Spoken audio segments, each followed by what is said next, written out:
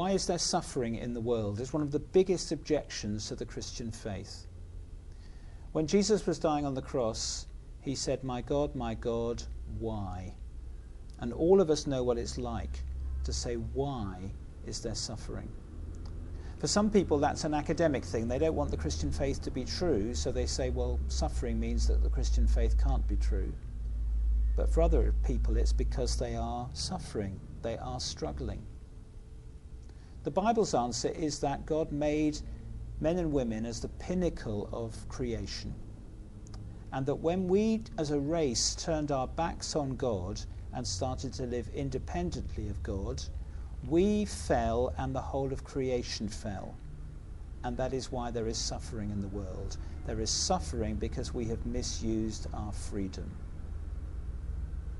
Now, you might say the price was too high, the price of this freedom. But of course, you can only have a love relationship with someone when there is freedom. God gave us this freedom, but we have turned our backs on God. This does not mean that the greatest sinners suffer most. Jesus is quite clear about that in the Gospels. Have a look at Luke's Gospel, chapter 13. But it just means that there would not be suffering in the world if we as a human race had not turned our backs on God. And the good news of the Christian faith is, firstly, God is willing to come and stand with us and help us when we suffer.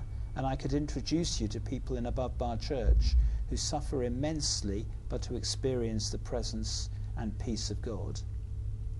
And the second part of the good news is that when Jesus died on the cross, he paid the price for our rebellion. He paid the price for our sin. Which means that all people who put their trust in Jesus can know that they're forgiven because Jesus died for them. And they can know that one day they'll experience God on the new earth, the new creation that God is making. And in that day, in that time, on that earth, there will be no suffering and no pain because of what Jesus did in dying for us and rising again.